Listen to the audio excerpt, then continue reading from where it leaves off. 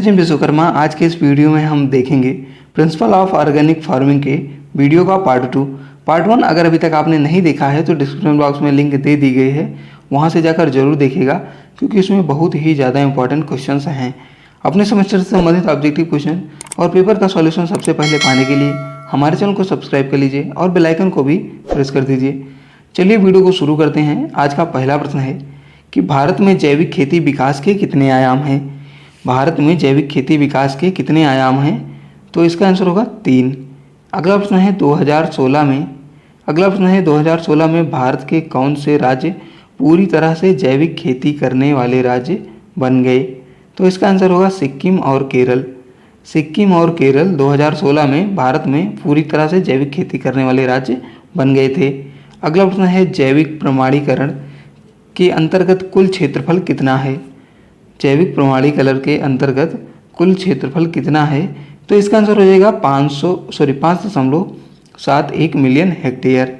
5.7 million hectare. अगला प्रश्न है संपूर्ण विश्व को जैविक खेती किस देश की देन है? संपूर्ण विश्व को जैविक खेती किस देश की देन है? तो ये भारत की देन है। अगला प्रश्न है जैविक खेती के मुख्य घटक कौन से हैं? तो कार्बनिक खादें, जैव उर्वरक और जैविक नियंत्रण, ये सभी जो है जैविक खेती के मुख्य घटक हैं। अगला प्रश्न है वर्मी कंपोस्ट बनाने की 4 पिट मेथड में गड्ढे का आकार कितना होता है? तो ये 12 गुणे 12 गुणे 2.5 फीट रखा जाता है। 12 फुट लंबाई, 12 फीट चौड़ाई और 2.5 फीट गहराई। अगला प्रश्न है कि वर्मी कंपोस्ट में क्रमशः NPK पाया जाता है। वर्मी कंपोस्ट में यानी कि नाइट्रोजन कितना, फास्फोरस कितना और पोटास कितना पाया जाता है? तो वर्मी कंपोस्ट में नाइट्रोजन 2.5 से 3%, फास्फोरस 1.5 से 2% और पोटास 1.5 से 2% पाया जाता है। अगला प्रश्न है गेहूं की फसल के लिए उपयुक्त जैव उर्वरक है। तो एज़ोटोबैक्टर जो है वो गेहूं की फसल के लिए सबसे उपयुक्त जैव उर्वरक होता है। अगला प्रश्न है कि बरसीम की फसल में राइजोबियम बैक्टीरिया पाई जाती है। तो बरसीम की फसल में जो राइजोबियम बैक्टीरिया की प्रजाति पाई जाती है उसका नाम है राइजोबियम ट्राइफोलाई। Rhizobium trifolii. अगला प्रश्न है राइजोबियम जैव उर्वरक से प्रतिवर्ष कितने किलोग्राम नाइट्रोजन स्थिर किया जाता है? तो राइजोबियम जैव उर्वरक जो है वो 50 से 200 किलोग्राम प्रति हेक्टेयर नाइट्रोजन प्रतिवर्ष स्थिरीकरण करता है। अगला प्रश्न है कि दलहनी फसल की बीज की मात्रा को 1 पैकेट राइजोबियम संवर्धक से उपचारित करना चाहिए। तो ये जो है 10 किलोग्राम बीज को 1 पैकेट राइजोबियम संवर्धक से उपचारित किया जाता है। अगला प्रश्न है नील हरित शैवाल कितना नाइट्रोजन प्रति हेक्टेयर स्थिर करता है?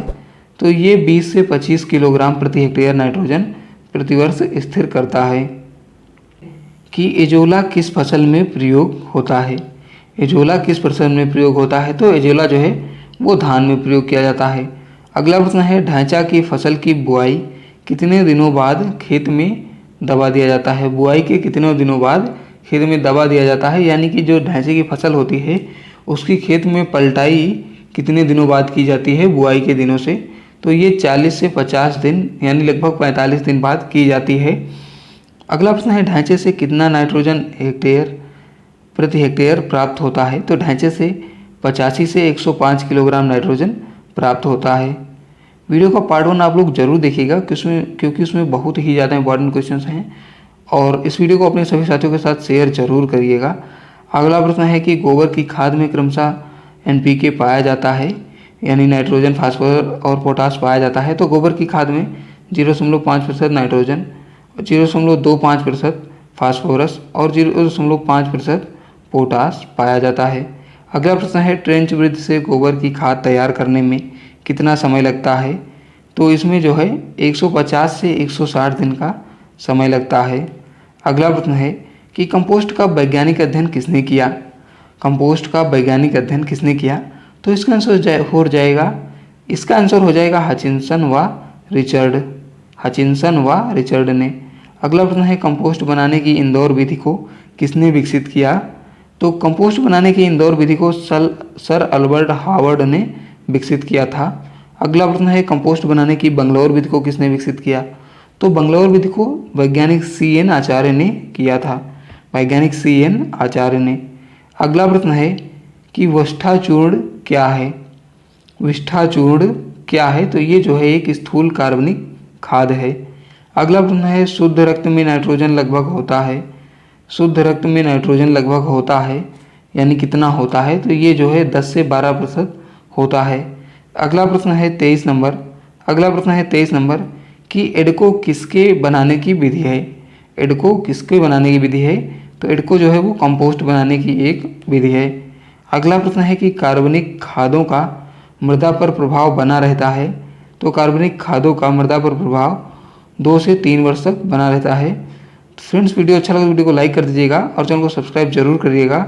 अगला प्रश्न है 25 नंबर की गुआनो क्या है? तो गुआनो जो है वो समुद्री पक्षियों की सूखी बीट है।